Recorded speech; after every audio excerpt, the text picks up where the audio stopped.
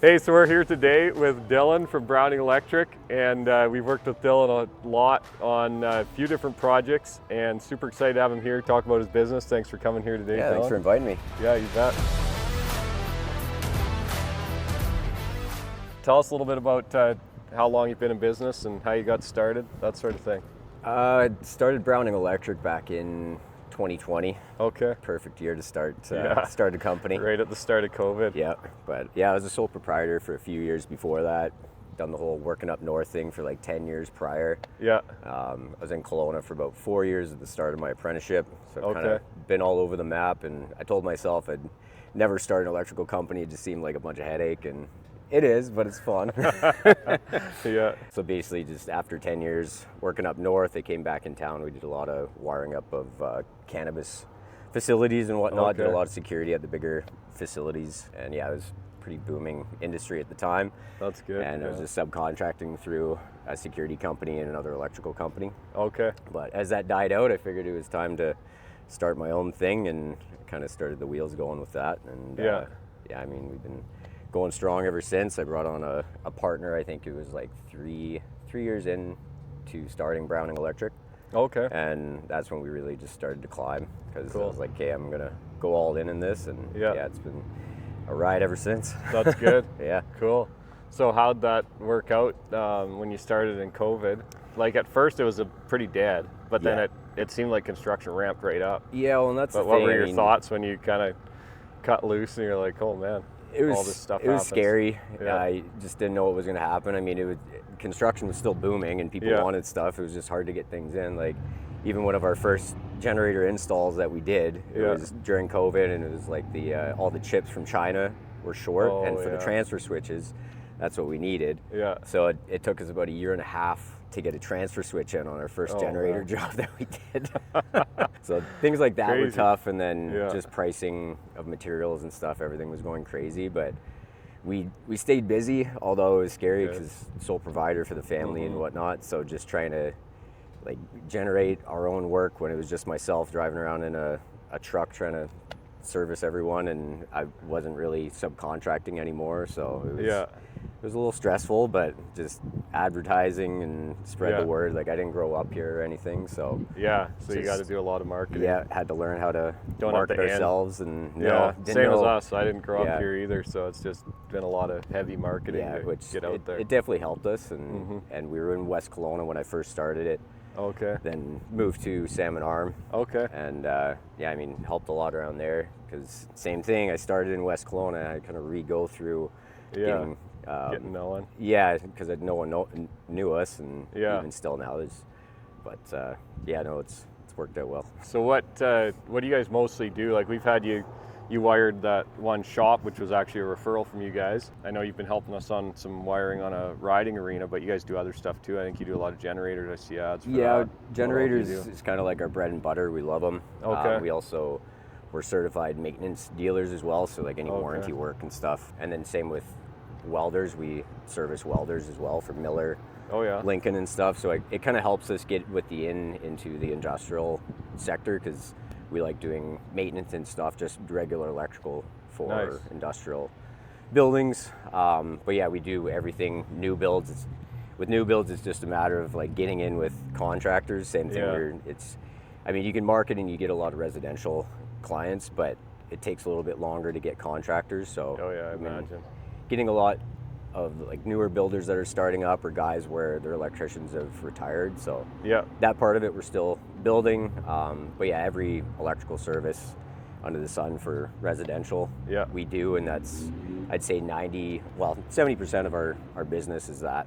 Okay. But, And then the rest is industrial, commercial stuff. Yep. Okay. Yeah, and then solar is another one that over the past like 3 to 4 years we've been picking up on. Oh, now cool. that the rebates have actually getting a little bit better, pricing's gone down a bit with everything, a little bit Yeah. more efficient. Like, we still do some work through a company out of Victoria, so Okay. they sub us out if they need like service upgrades or panel swaps. But they hire guys usually out of like Kamloops, just laborers, okay. and then they train them through their systems, and then they go Okay. slap up panels. And Because putting the panels on the roof, you don't really need to be an electrician to do that. I yeah, guess. I mean, wiring and stuff you should, but it's Mhm. yeah. A lot of it's pretty plug and play now, or Yeah. what? Yeah. Hey, are you considering building a shop, a barn, or a garage, or do you need maintenance and repairs on the ones you already own? Hit the link below in the video description. You can head on over to our website. You can get more information there. You can download our pricing guide or give us a call, 844-503-6099, and we'll answer all your questions. So what do you do in the business now? Originally it was you ripping around the truck, doing everything. Yeah. But now it seems like you're in the office a little more. Yeah. What's your typical day to day? I mean, from 4 in the morning till late at night, answering calls and emails and stuff like that. But yeah, for the most part, I'm in the office just doing quotes. I drive around, meet people. So I'm actually the guy that goes to site on like 99% of our jobs. Okay. To just walk through the job, get the client the quote. Yeah. Some of the jobs, like if it's closer to Vernon, we got a lead tech out that way, Kyle. So we just send him so you can get the details, and then he's doing quoting now. But for most jobs that I quote, and then I kind of hand it off to our lead technicians, which we've got one in Salmon Arm and one in Vernon. Okay. And then they kind of take it on from there. Whereas before I was like setting up every job, getting material, and like, so now they make sure everything's good, all the material's broken out, they hand it on to our admin, and then she orders everything. So it's all done through our CRM, like through Jobber, and then we've got Excel sheets for all our material tracking and whatnot. But cool. Yeah, would you say that you like that better than doing the actual work, or would you rather do the work? I mean, I've done the work for so long that it's a nice change. Good. Yeah. It's more fun when you're learning. Exactly. Than just doing the same thing. Yeah, it makes sense. It's a little lonely sometimes when I'm sitting in my office for 7 days straight, just peeking through the blinds. Exactly. Call up the guys like, hey, what's going on? Yeah. But no, I do enjoy it, and I'm learning every day. Just in technology too, the way that AI is changing everything. Like I'm actually building my own app right now too, for tracking everything off Jobber and like pushing expenses into Jobber, because that was one thing that our admin was just taking a ton of time. It's like going through all our supplier lists to add into the jobs to actually see like where we're at with profit, or like where we're actually like overspending on material. But now it'll do it. So now it just automatically pushes everything in, and that's so just little things like that I get a little bit more time to focus on and like really see, okay, what are we overspending on, rather than before, like you're just shooting from the hip, just like, all right, you go to this job, you go to that job, and hoping they were good. Get away on you quick. Oh, exactly. As you know. Big time. I do know that. When you were working more in the field, what's your favorite project, like that you just love to do? You could do it every day. Generators, and I love troubleshooting. Okay. Yeah. Just really getting into a problem, like even if it's residential, sometimes it's a pain in the butt with old DIY, and you're just cursing yourself, just like, who wired this thing? When you do one switch and then the other 3 don't work. And exactly. That's interesting. But, I don't know. I love the backup power, and like even solar is cool, being able to see when it actually comes online, and you can see how much you're saving and producing and stuff throughout the day. That's and cool. Anything with an app, it's always which everything has fun. an app nowadays. But exactly. Yeah. What would you say has been one of the biggest challenges that you never even thought of starting a business, that you've ran into or got through?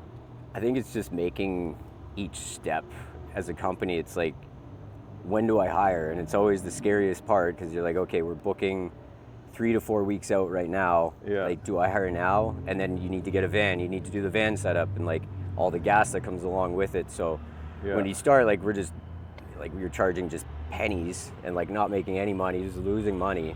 And you look at your overhead and like what everything costs, like getting the van, all that kind of stuff. So each step, I didn't realize like kind of how intimidating it is, like to hire someone, especially like if you're taking them from another company, they've got a family. You're like, all right, I got to make sure that I actually have work for this guy, and that we're not going to hire him and then be like, oh, we're short of work, and then have to get rid of him within 2 weeks.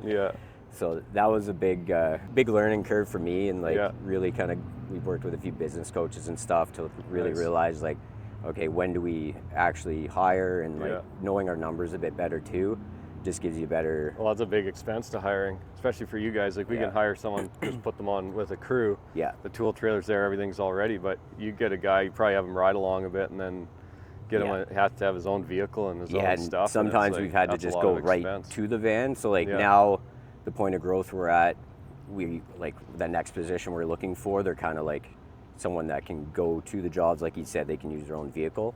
But as soon as it's always that different step where it's like, okay, now we need someone to actually be in another service vehicle now that we have all this work. Yeah. So they're not just like a support worker. And Yeah. that's always the challenging. It's like, okay, another vehicle, another wrap, another. Oh yeah, it adds a lot. Yeah. Yeah. What makes you stand out? Like, why would someone hire Browning Electric versus 100 other electrical contractors that just drove by?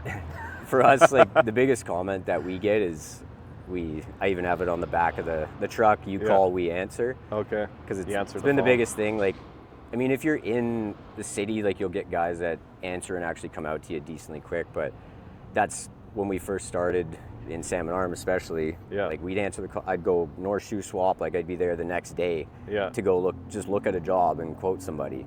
Where Nobody else to do that. They'd be like, "Wow, you actually answered the phone. You Yeah. showed up on time." And like communication's always been huge for me too, because like I said, my dad, he owned a business. Yeah. And coming from Ontario, it's pretty cutthroat. Yeah. And he's one of the guys that like if you don't text him back within 2 minutes, it's like, hey, like, did you see this? Yeah. So it's kind of been ingrained in my brain, and that's what I spread through the other guys too. Nice. Is just like, Responsive. answering people, even if like you don't have the answer, just saying like, hey, we're working on it. Yeah. But yeah, just being on time is a huge thing too, and like notifying clients like, okay, we're coming this date, and all right, we're on our way. Yeah.